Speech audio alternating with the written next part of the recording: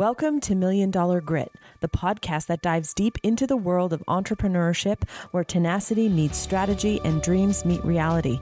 My name is Julie, and I explore the raw, often overlooked truths of what it takes to succeed in business and in life. It's not just about the glossy success stories, it's about the grit it takes to get there. Hey everyone, this is Julie. Welcome back to Million Dollar Grit. Today, I'm doing a commentary on an email and post I sent out last week that got a lot of response. It's called 10 Unexpected Things I Learned This Summer. So I thought I would go deeper on these 10 things because of all the questions that I got. So if you're not on my email list, you should go to emailsbyjulie.com and get on my email list. I send out all kinds of really good stuff, and I promise not to spam you. So, okay. Number one, bad webinars reveal more than good ones. No one likes a bad webinar. I've done some myself this summer, and yet it does so much more to teach you what not to do. And when you have a good webinar, you don't get the benefit of understanding why it worked. Now, of course, you can deconstruct it. If you do a great webinar and it converts really well, you can stick the transcript, the chat log, the slides into ChatGPT, say, hey, this had a 5-10% conversion, what have you, and then you can ask it, like, why did it do so well? And it'll say things like, oh, you had good sales psychology, or the offer was good, you did a good job activating buyer mentality, blah, blah, blah.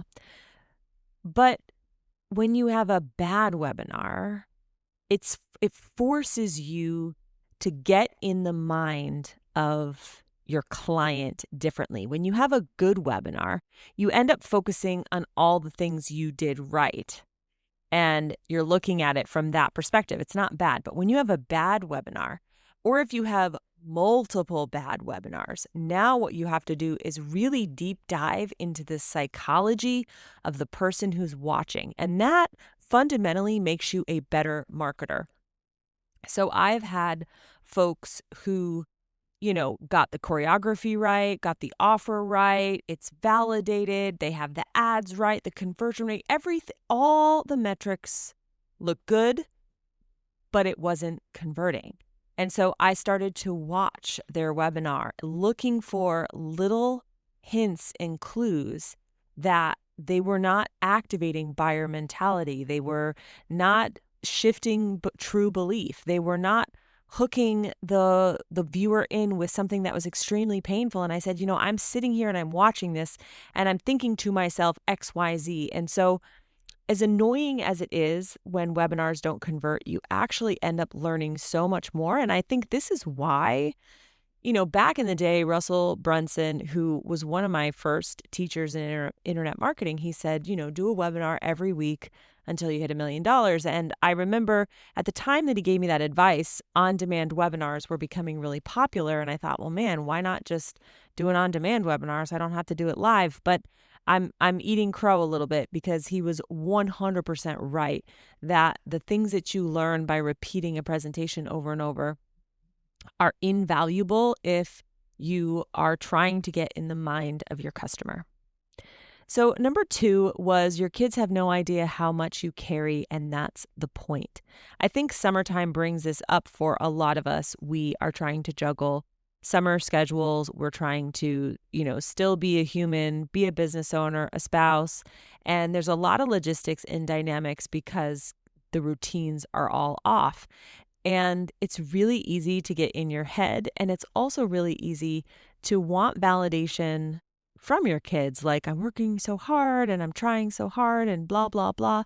Except that the whole point of being a good parent is to not put that emotional burden on your kids. And this is something that I'm learning because I tend to doubt myself. I tend to have mother's guilt and things like that. And I need to work on my own certainty and my own strength rather than putting that on them. So that was not one that people responded to, but I'm just going through all 10. Number 3 was delusion is nearly impossible to reason with, and we're about to see a lot more of it. I actually did an entire podcast episode last week maybe, or the week before, about AI and AI-induced psychosis, which could be a very real and dangerous thing that we are going to face as a society. And I think while we're all like super busy worrying about, extinction and jobs and all this kind of stuff, what we're not realizing is that this incredibly powerful tool built with like addiction level attachment, which I'm not going to lie, I'm 100% addicted to, has the power to really send someone into a delusion, especially if they're already in crisis, in trauma, or mentally fragile. And I think this is a much bigger problem than even some of the bigger problems that everyone is worrying about. Number 4 was the line between compulsion and clarity is much smaller than I thought. I have lived probably my entire life with undiagnosed obsessive compulsive disorder. And I didn't think I had it because I didn't, have a lot of the symptoms that you tend to associate with OCD.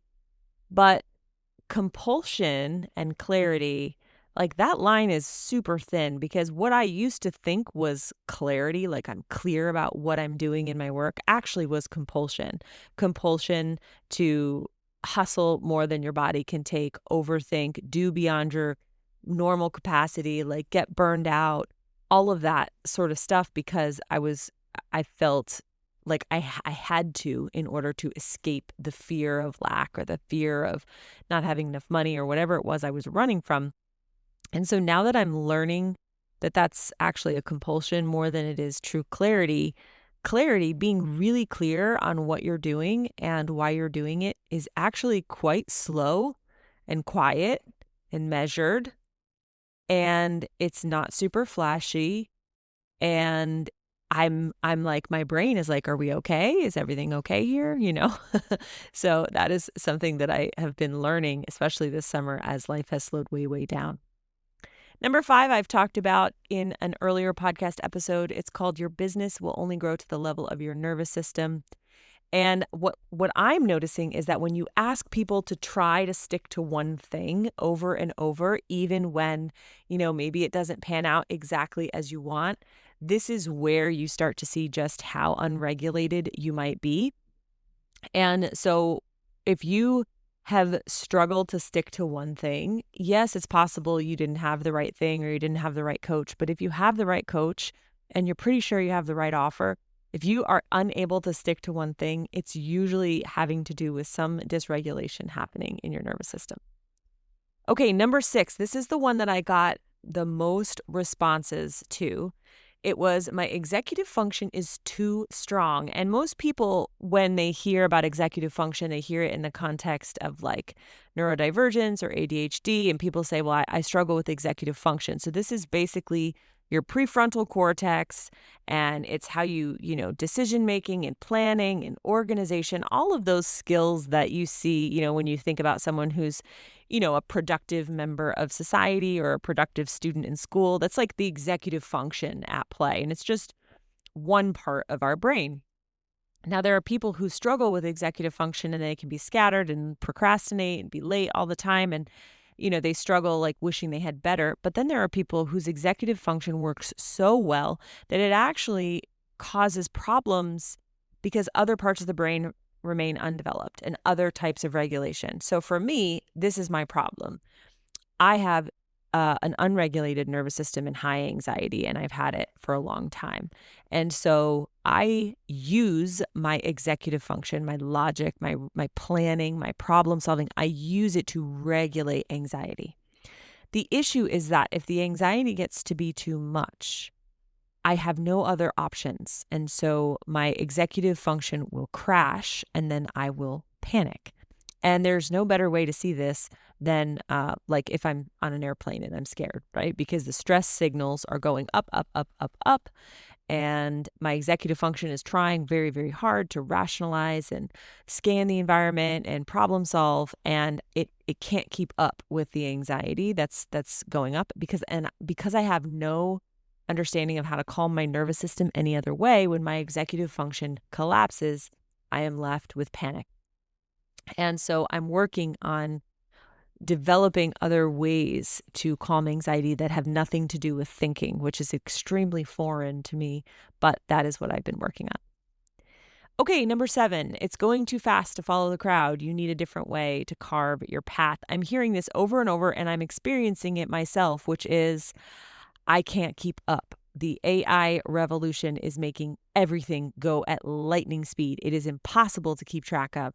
And so if you were the kind of person who sort of followed the trends and like, okay, here's the tactic of the quarter, let's try high ticket without sales calls, or let's try this new tool or what have you. Well, that's just not going to work anymore, because instead of like one new trend a quarter, it's now like 15 new trends and 15 new tools a day. So how are you going to carve your path? And that's what I've been asking myself. Number 8 was a spiritual, faith-based, unexpected lesson.